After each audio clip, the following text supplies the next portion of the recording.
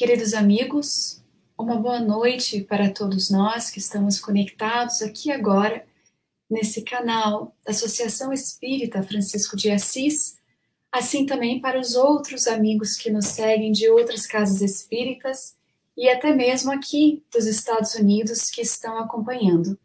Muita paz para todos nós, esperamos que todos se encontram em paz, em serenidade, confiantes, enquanto ainda atravessamos por esse momento de pandemia. Antes de passar a palavra para o Marcelo Neto, que fará a palestra de hoje com o tema Amor e Caridade, nós vamos convidá-los a fazer uma prece para poder iniciar os trabalhos desta noite. Então, podemos seguir com os olhos abertos ou fechados, se quisermos, mas com certeza abramos o nosso coração para que a gente possa verdadeiramente se conectar com os benfeitores que seguem do nosso lado, que aguardam uma brechinha para poder falar bem fundo no nosso coração e na nossa alma. Então, com profunda gratidão ao nosso Mestre Jesus, nós aqui nos encontramos, corações unidos, através da abençoada tecnologia, para poder falar daquele que até hoje deixa saudade em nossos corações. Falamos do nosso Mestre amado, aquele que segue bem perto do nosso lado, mesmo nesses dias tumultuosos. Nós sabemos que Ele está bem pertinho de cada um de nós, de que não estamos abandonados, de que tudo está sim sob o controle e que nós, como espírita cristãos, temos a capacidade de conectar com a sua fonte de amor para buscar a serenidade e a paz necessária, mesmo quando encontramos-nos num estado de alma em aflito, medo, preocupações. Dentro desta fonte, se tivermos a coragem de silenciar e olhar para dentro, com certeza conseguiremos acionar as forças da alma em conjunto com as emanações do nosso Mestre para conseguir a serenar. Rogamos, Mestre amado, que nesta noite, em cada canto, em cada casa, em cada lugar que nos encontremos, possamos vibrar não somente para a palestra que irá acontecer e o palestrante da noite, mas também participando ativamente das emanações de paz e luz que com certeza sairão do nosso aposento onde estivermos. Sabemos, Senhor, que muitos outros buscam essa serenidade e paz que é característica do espírita, que verdadeiramente confia e se entrega nas mãos do Pai. E é por isso, Mestre, que se pudermos contribuir de alguma maneira, que seja feita essa vontade, Senhor Jesus. Muito obrigada por este canal que abre, que nos possibilita esse reencontro de almas amigas. Muito obrigada, Senhor Jesus, pela doutrina que esclarece, mas também que consola. Abençoe o nosso querido Marcelo e permita, sim, que abramos este momento para a palestra da noite. Muito obrigada, Senhor. Que assim seja.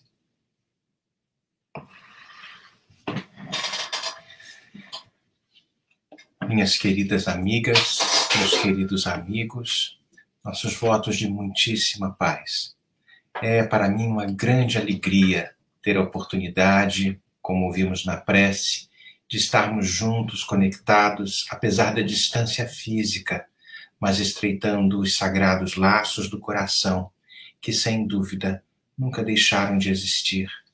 Esta belíssima cidade, Santa Cruz do Sul, no grandioso estado do Rio Grande do Sul, e a Associação Espírita Francisco de Assis, é sem dúvida um ponto de amor, de serenidade e de caridade neste estado tão belo, tão imponente.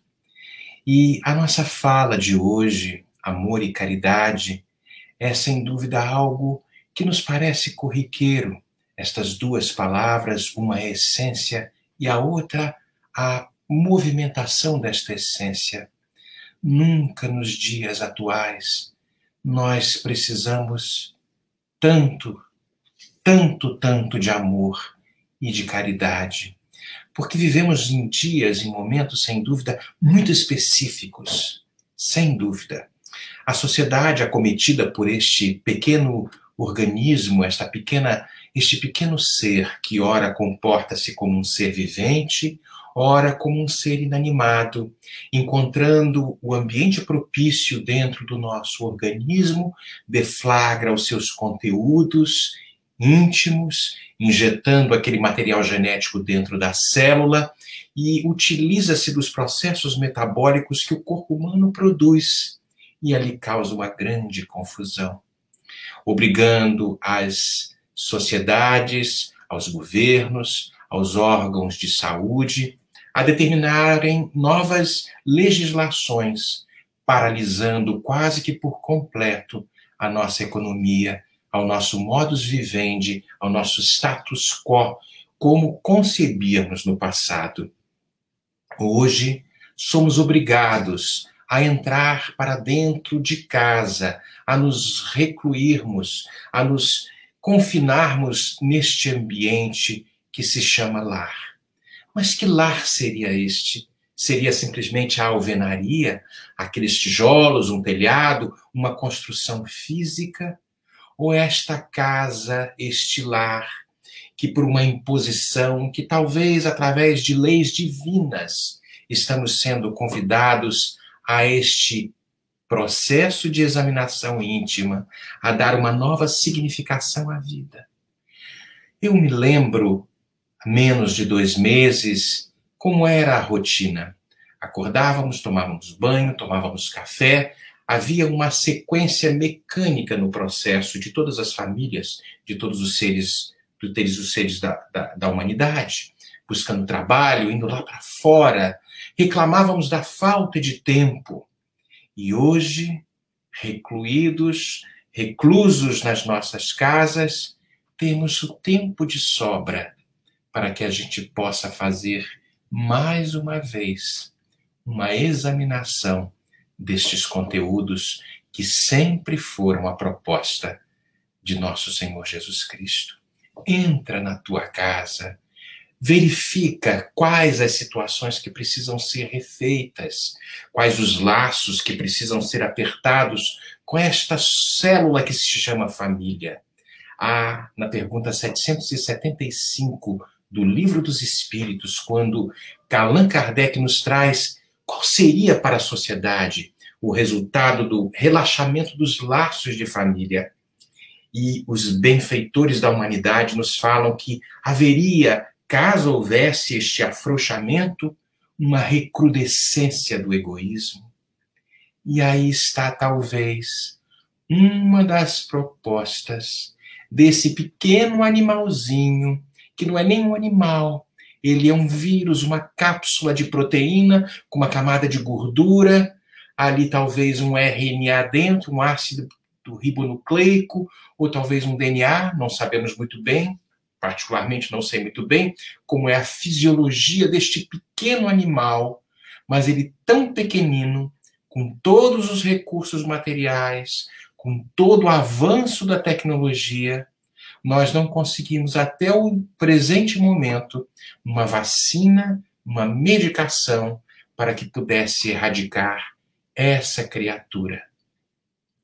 Por isso, talvez, um plano divino, mesmo que aparentemente uma situação extremamente desafiadora, um plano divino, para que pudéssemos apertar estes laços de família, examinando as relações que ali se dão, talvez os desafetos, pai, filho, pai, esposa, marido, avós, tias, seja a família complexa, grandiosa, ou seja simplesmente um casal.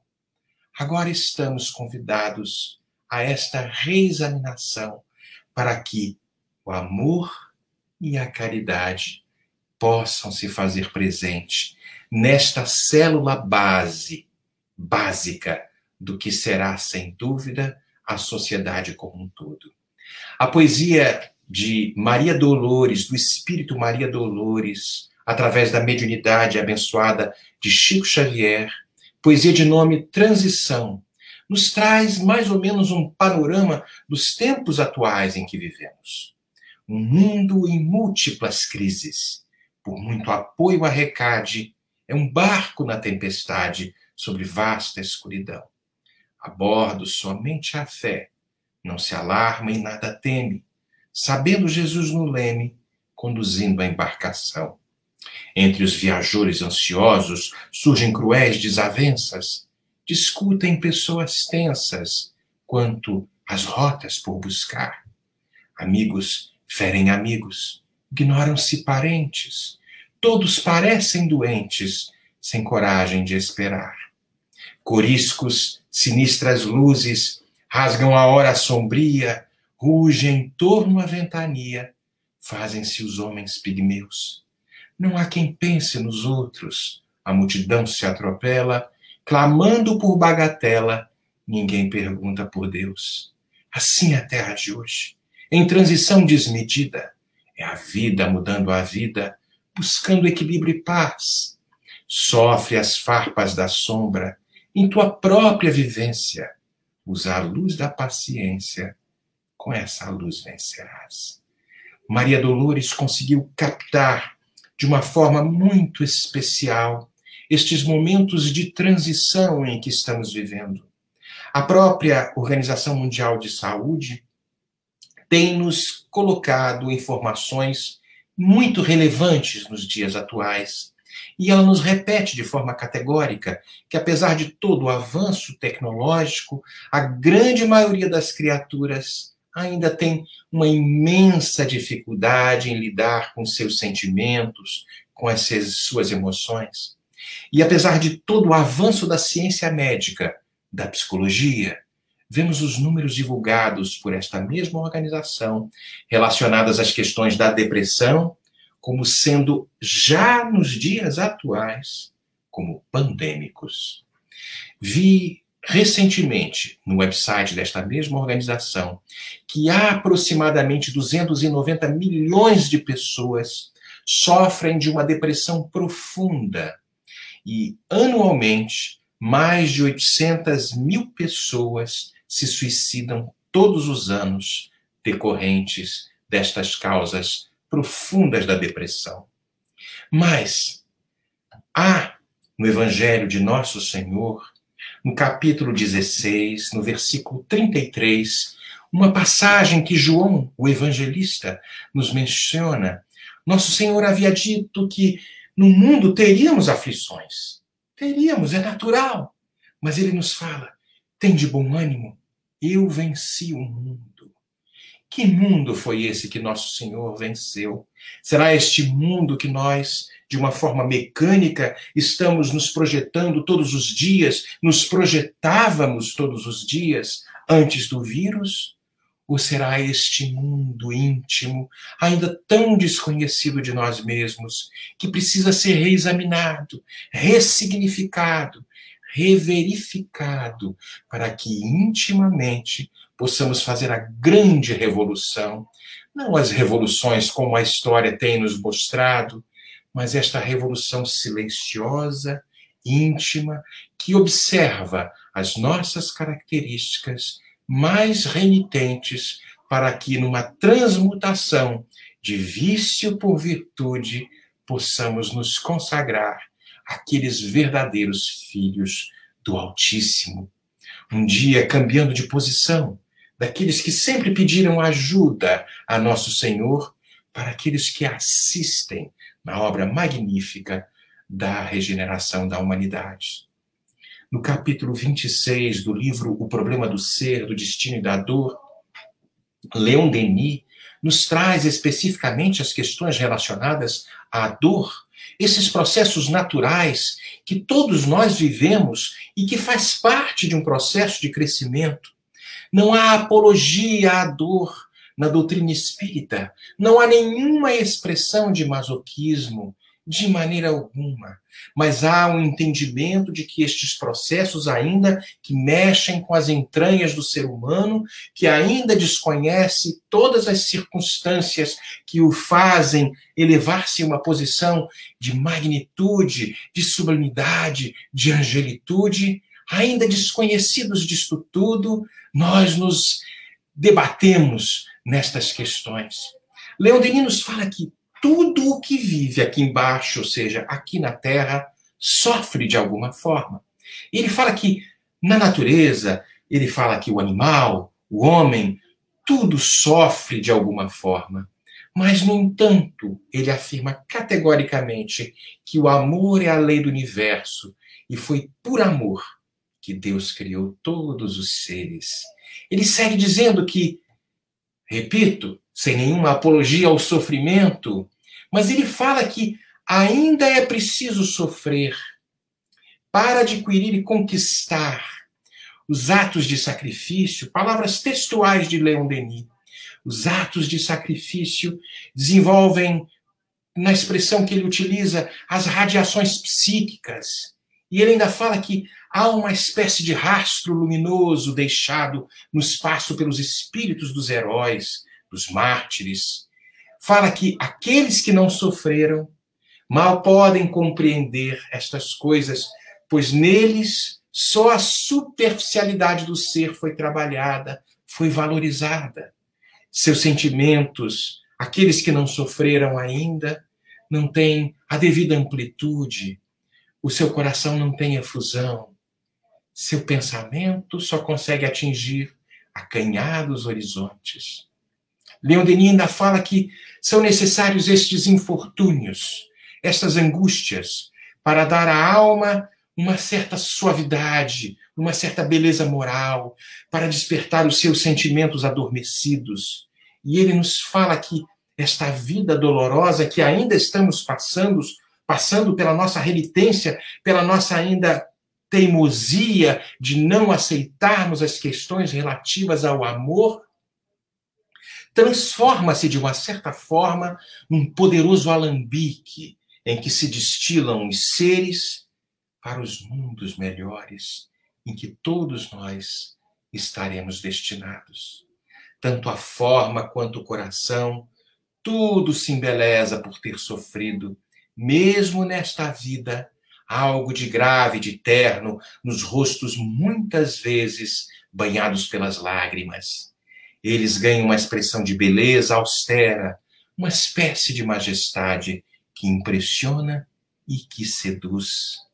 Estas não são palavras minhas, são palavras de Leon Denis, nesta obra magistral, O Problema do Ser, do Destino e da Dor, no capítulo 26, que trata exatamente destas questões relacionadas a estes momentos em que estamos vivendo, que nunca vivemos de forma tão similar, embora já houvessem muitas outras pandemias que tomaram conta da humanidade, mas com os patamares de globalização, algo que se passa num outro lado do planeta, em poucos meses deflagra-se neste outro lado do hemisfério ou do polo. E aí percebemos que há uma grande globalização que nos afeta a todos, nos convidando a um exame de tomar conta uns dos outros, de tomarmos conta uns dos outros. Me lembro das minhas conversas com a minha avó, que desencarnou no ano de 2006, e ela gostava particularmente de uma poesia de um escritor chamado Francisco Otaviano. E ela me falava as questões a respeito da dor, ela profundamente, com fé em Deus, me falava, meu filho, Francisco Otaviano falava isso, e eu acredito que ele não era espírita. Do século XIX, ele dizia, quem passou pela vida em branca nuvem e em plácido repouso adormeceu, quem não sentiu o frio da desgraça, quem passou pela vida e não sofreu, foi espectro do homem, não foi homem, só passou pela vida e não viveu. E é verdade, de certa forma, nós ainda temos estas questões relacionadas a... Queremos uma vida em mar de almirante, em céu de brigadeiro, queremos que as facilidades nos batam à porta e ainda não nos damos conta que somos ainda aqueles metais que precisam ser forjados com um processo de têmpera, alcançando uma resistência externa para que tenhamos uma dureza externa, mas com uma maleabilidade íntima. Por isso, meus queridos, na obra O Evangelho segundo o Espiritismo, há uma mensagem do Espírito Amigo, nossa querida Joana, que nos fala sobre a paciência. Mas o começo da mensagem ela é intrigante, porque ela nos fala mais ou menos alguma coisa, como Leon Denis havia nos mencionado. Ela diz que a dor é uma bênção, que Deus envia aos seus eleitos. Veja, meu Deus do céu, aos seus eleitos. Por que os eleitos? Porque já estão em condição de mensurar este elemento chamado dor, esta experiência chamada dor, e conseguindo de uma forma inteligente perceber que há um propósito de impulsionarmos-nos todos na direção da grande luz. Por isso ela segue dizendo: não vos aflijais, portanto, quando sofredes, mas ao contrário, bendizei, ó Deus Todo-Poderoso, poderoso que vos marcou com a dor neste mundo ainda, para a glória no céu. E ela nos fala: sede pacientes, pois a paciência é também uma caridade, e deveis praticar a lei de caridade ensinada pelo Cristo, enviada por Deus. A mensagem segue, nos dando algumas orientações nas 1000 questões relacionadas à caridade, para que esta paciência seja posta em ação e as dores interpretadas de uma forma diferente também. No mesmo Evangelho segundo o Espiritismo, no capítulo 17, sede perfeitos, há uma mensagem que foi recebida em Paris, em 1863, ditada por um espírito chamado Lázaro. E ele nos fala da questão do dever. A mensagem é belíssima, que nos fala que o dever é a obrigação da criatura para consigo mesma. Primeiro para consigo mesma, depois para com os outros. Ela nos fala que esse dever é a lei da vida, mas ela nos traz também algumas questões ligadas também às questões relacionadas à dor. Ela coloca, a mensagem nos traz que Deus criou todos os homens iguais para a dor. E ela nos fala: pequenos ou grandes, ignorantes ou instruídos, sofrem todos pelas mesmas causas, a fim de que cada um julgue em sã consciência o mal que pode fazer. Aí ela continua falando, o Espírito Lázaro continua falando que, com relação ao bem, infinitamente variado nas suas expressões, não é o mesmo critério. Mas ele nos traz ainda que a igualdade em face da dor é uma sublime providência de Deus, que quer que todos os seus filhos, instruídos por essa experiência comum que é a dor, não pratiquem o mal, alegando ignorância de seus efeitos. Vejamos que todos nós estamos passando por momentos de dor. Momentos de dor, talvez não a dor física, mas as dores da angústia, da aflição. O que será do mundo? O que será de toda a estrutura que foi construída até os tempos atuais? Será que toda a minha mecânica, a minha dinâmica de vida, será que as situações vão se complicar? Será que o país não vai ter dinheiro, de repente, para arcar com as ajudas financeiras, aqueles que ficaram desempregados? Será que a economia vai deixar de rodar como rodava antes? Todas essas aflições são dores, questionamentos que muitos de nós estamos, sem dúvida, trazendo nos dias atuais. Há, na mesma obra do problema do ser, do destino e da dor, no capítulo da dor, Leon Denis traz uma referência do escultor Michelangelo. E ele fala que Michelangelo havia adotado a seguinte regra de conduta. E os preceitos eram mais ou menos o seguinte. Michelangelo falava: entra em ti mesmo e faze o que o escultor com a obra quer tornar bela.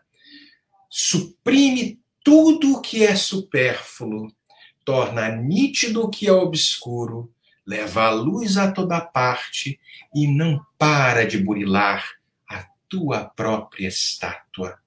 Esta estátua, que é este bloco de mármore, que somos todos nós, ainda desconhecidos de nós mesmos. Por isso que talvez a proposta de entrar dentro de casa não seja simplesmente entrar dentro desse ambiente, entrar dentro desta casa que é o Espírito, tão desconhecido de nós mesmos. No Livro dos Espíritos, na questão da perfeição moral, do conhecimento de si mesmo, Allan Kardec nos traz na pergunta 919, qual seria um meio prático, mais eficaz, que os homens teriam de melhorar-se na vida e resistir às atrações do mal?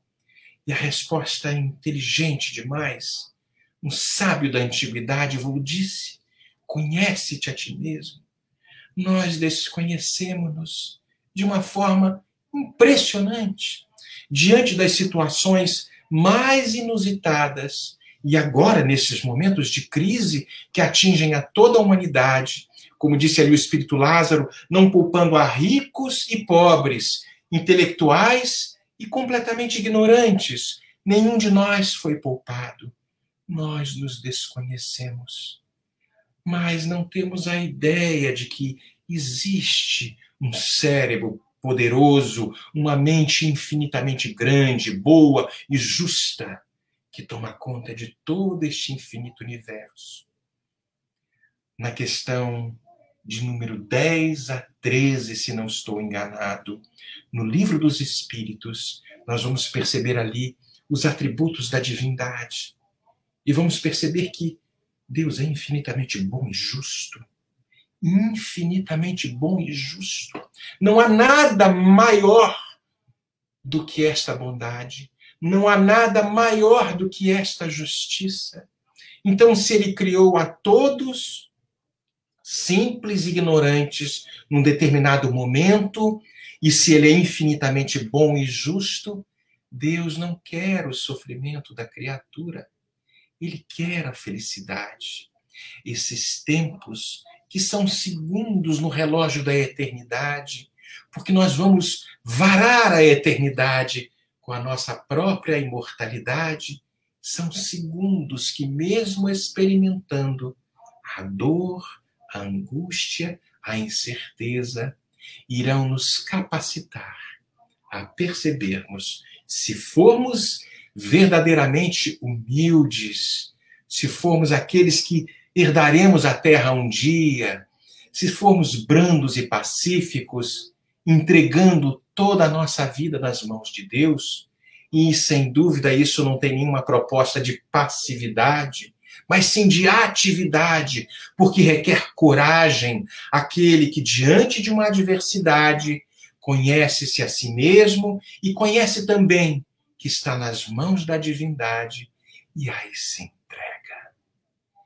E neste se entregar, percebemos que ondas vigorosas que vertem do mundo maior nos bafejam de muita tranquilidade e nos trazem a percepção de que tudo está certo, tudo está de acordo com a grande lei de amor. No capítulo anterior da obra, Leon Denis, no capítulo 25, ele nos fala do amor. Esse amor que é a destinação de cada um de nós e que talvez estejamos vivendo nas suas pequenas concepções, nas suas pequenas concepções, um pedaço destes raios de amor que nunca nos faltaram. O amor, tal como se entende comumente na Terra, é um sentimento, um impulso do ser que o dirige para um outro ser, com o desejo de se unir a ele. Nós vemos isso nos casais, nas almas que se amam. Há esse impulso de nós querermos estar do lado. Mas, na verdade, este amor ele se reveste de formas variadas, infinitas, no atual estágio em que estamos.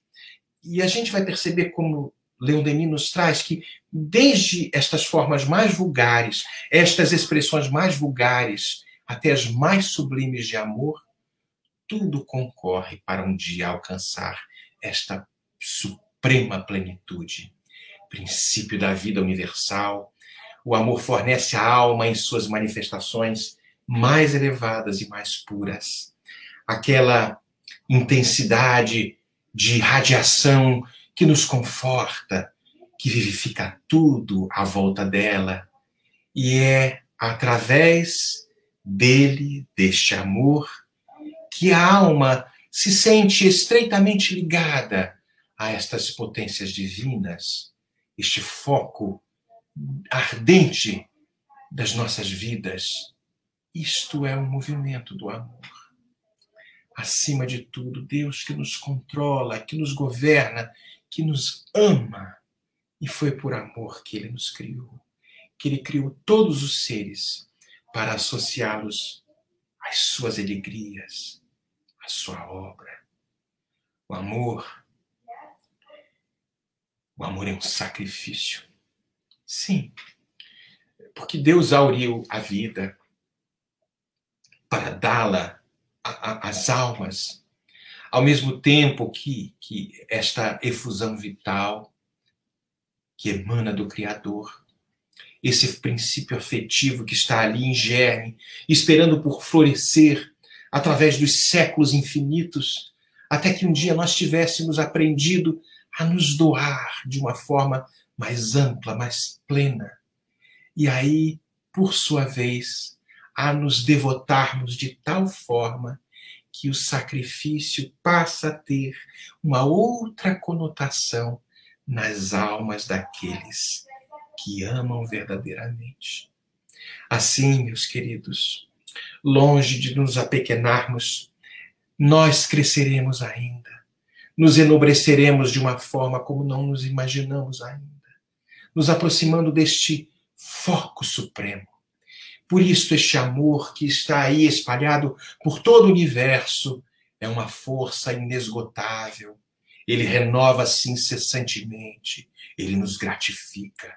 Simultaneamente, quem dá, mais recebe do que oferta. É por este amor, pelo este amor, que é o sol das almas, que Deus age com mais eficácia no mundo. Por ele, atrai para si todos os seres que ainda se agitam nas profundezas da paixão, das questões inferiores. Estes espíritos que ainda estamos todos tão cativos das questões materiais. Ele, Deus, nos reergue com seu amor, ele nos reintroduz nesta espiral ascensional em direção ao infinito, em direção a estes esplendores de luz, para que a gente um dia possa encontrar a verdadeira liberdade, a liberdade de sermos espíritos livres. Bem-aventurados os puros de coração, pois estes verão a Deus, já despojados de toda a materialidade, pois nada mais na terra me prende, só a alma daqueles que ainda se encontram nas situações ainda tão inferiores, para que nós, em um momento de supremo sacrifício, um dia, bilhões de anos, como foi o nosso querido Jesus, voltará à terra, voltou à terra, para nos resgatar da nossa própria miséria. Lembro-me da obra A Caminho da Luz, no primeiro capítulo, A Gênese Planetária, que Emmanuel nos traz que rezam as tradições do mundo espiritual, que no concurso de todos os fenômenos do nosso sistema cosmogônico há uma comunidade de espíritos puros e eleitos pelo Supremo Senhor do Universo, do qual nosso Senhor é um dos membros eleitos. E aí Emmanuel vai nos trazendo que esta comunidade de espíritos puros e de suprema sabedoria reuniu-se nas proximidades do globo terrestre por 2 vezes no curso dos milênios conhecidos. A primeira, quando a nebulosa quando aquele pedacinho de terra sai, se desprende da nebulosa solar, encontra uma órbita adequada, de equilíbrio, o planeta vai esfriando. Nosso Senhor, junto com esta comunidade de espíritos angélicos, ali estava por amor, como co-criador em plano maior, para nos proporcionar estes momentos de beleza que um dia experimentaremos na nossa maior plenitude. E por segunda vez, quando decidia-se a vinda do Messias, para nos resgatarmos da nossa própria miséria, nos trazendo o seu evangelho de luz e de amor e nos dando a rota a seguir. Por isso vemos este amor sendo dividido nas diversas expressões, ainda não sabendo experimentar este amor incondicional. Vamos experimentar o amor conjugal, o amor materno, o amor filial, o amor fraterno, o amor pelo país, por uma raça, pela humanidade, como é o amor do Cristo por toda a humanidade. Todas são refrações, raios repartidos deste amor divino que nos envolve a todos, que penetra em todos os seres e que, se espraiando por toda a humanidade, por todo o infinito universo, vai agregando a toda a criatura e percebendo e fazendo-nos perceber que não há outra forma a não ser exercitarmos constantemente a prática do amar ao próximo como a si mesmo. Assim, por estas etapas, sobre a influência da luz, desta luz do amor maior, a alma irá se desenvolvendo, vai crescer, vai se ampliar, vai ampliar o círculo das suas sensações, das suas emoções. E lentamente o que nela era só uma paixão, um desejo carnal, vai depurar-se, transformar-se em um sentimento nobre, desinteressado, uma afeição maior por alguém, por uma família, por uma pátria, até que um dia alcance a toda a humanidade. Há no livro O Consolador, na pergunta 322, quando Emmanuel faz quando a seguinte pergunta é posta e Emmanuel nos traz que há uma gradação do amor no seio das manifestações da natureza, visível e invisível. Emmanuel nos traz que, sem dúvida, essa gradação existiu em todos os tempos, como gradativa é a posição de todos os seres na escala infinita do progresso. Ele nos coloca ainda que o amor é a própria lei da vida e sobre o seu domínio sagrado, todas as criaturas, todas as coisas se reúnem ao Criador dentro do plano grandioso da unidade universal. Então nós vamos percebendo que o amor é muito mais forte do que o ódio. É muito mais forte do que a morte, porque a morte não existe. Se Cristo foi o maior dos missionários, o maior dos profetas, o nosso modelo e guia, como está ali na pergunta 625 do Livro dos Espíritos, qual o modelo e guia perfeito para a humanidade? E a resposta sucinta, Jesus. Jesus é este modelo e guia. Então, se ele conquistou toda esta ascendência sobre os homens, foi porque trazia em si um reflexo muito potente, um reflexo vigoroso deste amor divino. Jesus passou tão pouco tempo entre a gente, tão pouco tempo na Terra. 3 anos o processo, talvez, de evangelização, foram-lhe suficientes para conquistar o espírito de todas as nações. Não foi pela ciência, nem pela arte da oratória que ele nos seduziu e nos cativou. Foi pelo seu amor. E depois da sua morte, seu amor permaneceu no mundo, como um foco sempre vivo, sempre ardente. E é por isso que apesar dos erros e dos equívocos de seus representantes, apesar de tanto sangue derramado por eles, tantas fogueiras armadas, tantos véus estendidos sobre este ensinamento, sobre o cristianismo, a religião cristã, o cristianismo continua sendo ainda a maior das doutrinas religiosas que vemos pela face da terra.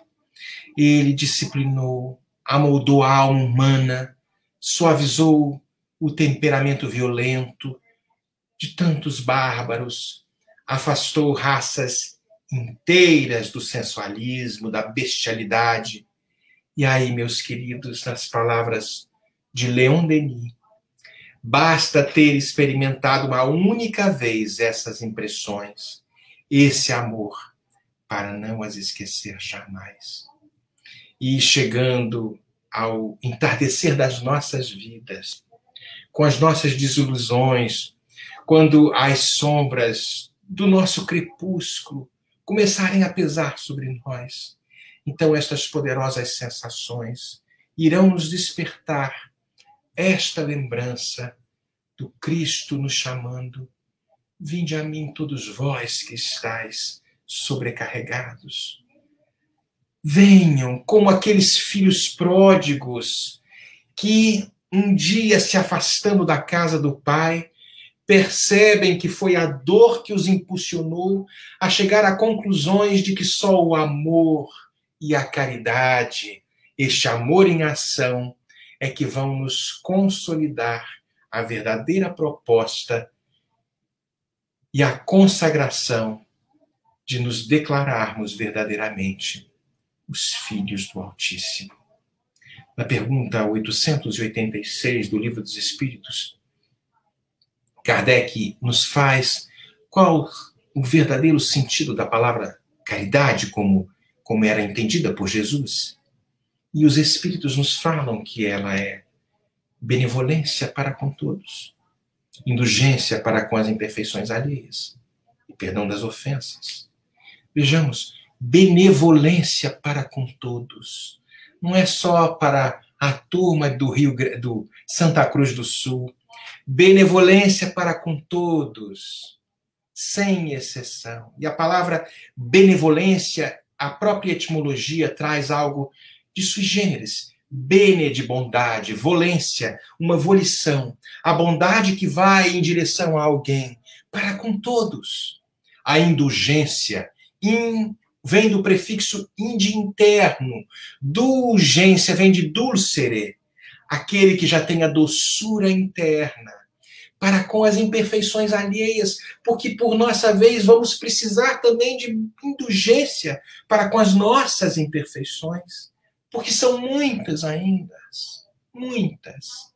E perdão das ofensas, porque precisamos perdoar constantemente, porque por nossa vez necessitaremos do perdão alheio, porque tantas e tantas faltas cometemos. E é por isso, meus queridos, que esta figura que dividiu a história da humanidade, antes e depois dele, nos traz o conteúdo moral, que é a regra de ouro para todas as sociedades, para todos os credos unirem-se de uma forma definitiva. Na introdução do livro do Evangelho segundo o Espiritismo, no item 1, objetivo desta obra, Kardec nos traz que poderíamos dividir em 5 partes as matérias contidas no Evangelho. E ele nos traz que os atos comuns da vida do Cristo, os milagres, as predições, as palavras que foram tomadas pela Igreja para fundamento de seus dogmas, e a 5ª, o ensino moral. E ele nos fala que as 4 primeiras têm sido, até os dias de hoje, objeto de controvérsias. Mas a última, o ensino moral, essa conservou-se inatacável. E ainda fala mais. Diz que diante deste código divino, a própria incredulidade se curva.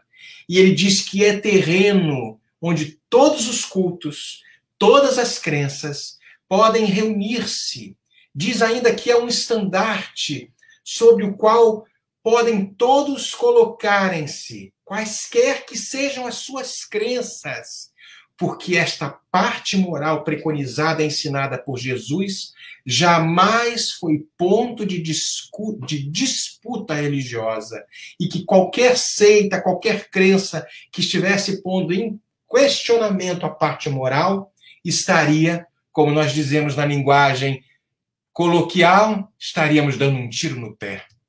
Porque não há nada mais belo do que esta parte moral que nosso Senhor nos trouxe. Onde estaria esta parte moral, esta lei divina que em todos nós está esculpida, uma vez que somos filhos do Altíssimo? Então, por que há esta gradação tão grande? Então, por que esta parte moral não se faz ainda tão flagrante para cada um de nós? Onde estaria escrita esta lei de amor, esta lei de Deus? Aí os benfeitores nos dizem na pergunta 621 que está escrita na consciência. Não está nesta ou naquela religião, neste ou naquele livro. Está inscrita nas nossas consciências. E será através dos processos da dor, nos processos de reexaminação, que iremos redescobrir que o mapa da mina, desta mina onde nos vai levar a um tesouro, onde o ladrão não rouba, onde a traça não rói e onde a ferrugem não corrói, que está ali o amor esculpido na nossa própria consciência, porque Deus é amor. Deus é amor. Fora da caridade não há salvação. Este é o lema da doutrina espírita. Toda a moral de Jesus se resume na caridade, no amor, na humildade. Virtudes totalmente contrárias ao egoísmo e ao orgulho. Em todos os ensinos, nosso Senhor nos aponta estas duas virtudes como as que nos conduzem a esta eterna felicidade que um dia será a nossa destinação. Bem-aventurados, disse ele, os pobres de espírito, isto é, os humildes, porque deles é o reino dos céus. Bem-aventurados os puros de coração, porque estes verão a Deus. Bem-aventurados os brandos e pacíficos, porque estes herdarão a terra. Bem-aventurados os misericordiosos, porque estes receberão misericórdia. Amai ao próximo como a vós mesmos. Fazei aos outros o que queríamos que os outros fizessem a nós mesmos. Amai aos vossos inimigos. Perdoai as ofensas, se quisermos sermos perdoados. Pratiquemos o bem sem nenhuma ostentação. Todas estas questões nos dizem respeito à humildade, à caridade, ao amor inês. Este amor pleno, eis o que não cessa de recomendar nosso Senhor, pois Ele próprio foi o exemplo mais puro de amor sobre a face da terra. Eu me lembro quando Paulo, parece que eu estava lá, não é isso? Lendo, relendo, lembro-me relendo a carta de Paulo aos Coríntios, a necessidade da caridade, segundo Paulo, e ele falando que ainda quando eu falasse todas as línguas dos homens, a língua dos anjos, se eu não tivesse caridade, eu seria como um bronze que soa, um símbolo que retine. Ainda quando tivesse o dom da profecia, que penetrasse todos os mistérios e tivesse a perfeita ciência de todas as coisas, ainda quando tivesse toda a fé possível, ainda ao ponto de transportar montanhas, se não tivesse caridade, eu nada seria. E quando houvesse, ele vai ainda fala mais, se houvesse distribuído todos os meus bens para alimentar os pobres e se houvesse entregado o meu corpo para ser queimado, se eu não tivesse caridade, tudo isso de nada serviria. E aí ele vai e nos fala que a caridade, como era entendida por Jesus, na pergunta 886, benevolência para com todos, indulgência para com as imperfeições alheias e perdão das ofensas, é essa caridade é paciente, a caridade é branda e benfazeja, ela não é invejosa, ela não é temerária, ela não é precipitada, não se enche de orgulho, não é desdenhosa, não cuida dos seus interesses, não se agasta, não se azeda com coisa alguma, não suspeita mal, não se rejubila com a injustiça, mas se rejubila com a verdade. Paulo ainda falava que essa caridade tudo suporta, tudo crê, tudo espera, tudo sofre. E aí, quando estas virtudes, quando esta caridade, como era entendida por nosso Senhor Jesus Cristo, se fizer verdadeiramente enraizada dentro de cada um de nós, poderemos nos entender como aqueles homens de bem que estão no mesmo capítulo 17, sede perfeitos. E aí nos encontraremos na condição do verdadeiro homem de bem. Porque ele nos fala, Kardec, que o verdadeiro homem de bem é aquele que pratica a lei de justiça, de amor e de caridade na sua maior pureza. Interroga a sua consciência sobre os próprios atos. Ele pergunta se não violou essa lei, se não cometeu mal algum, se fez todo o bem que podia, se não deixou escapar voluntariamente uma ocasião de ser útil, se ninguém tem do que se queixar dele. Enfim, se fez aos outros aquilo que queria que os outros fizessem por ele. Ah, este homem de bem, que é o sonho de cada um de nós. E aí nos encheremos de amor, percebendo que há uma conexão infinita, que sempre esteve ali, ligando-nos criatura ao Criador, e lembraremos da suave oração do nosso querido Francesco Bernardoni, quando, pleno e cheio de amor e de caridade, enunciou as belas palavras: Senhor, faz de mim um instrumento de tua paz. Onde houver ódio, que ajuda-nos que levemos o amor. Onde houver ofensa, que levemos o perdão. Onde houver discórdia, que nós saibamos levar a união. Onde houver dúvida, ajuda-nos a levar a fé. Onde houver erro, ajuda-nos a levar a verdade. E onde houver desespero, a esperança. Onde houver tristeza aqui, saibamos levar a alegria. Onde houver trevas, a luz. Ó Mestre, fazei-me que eu procure muito mais consolar do que ser consolado. Me ajuda, Senhor, a compreender muito mais do que querer ser compreendido. Ajuda-me a amar muito mais do que ser amado. Porque é dando que se recebe. É perdoando que se é perdoado. E é morrendo desta vida ainda tão materializada, quando verdadeiramente despojados de todas as questões que nos prendem, as questões inferiores, que iremos viver para esta vida eterna, que é a destinação de toda a criatura em plena comunhão com o Altíssimo. Agradecemos infinitamente esta oportunidade de dividir com vocês alguns pensamentos que nos tocam profundamente nesta prece oração, que nos cala, que nos fala muito profundamente, pois o nome desta casa, Francisco de Assis, tem um propósito muito específico. Que nosso Senhor possa nos abençoar nesses dias conturbados, mas que esta conturbação esteja lá fora, porque aqui dentro somente a paz, somente a luz. Muito obrigado a todos e que assim seja.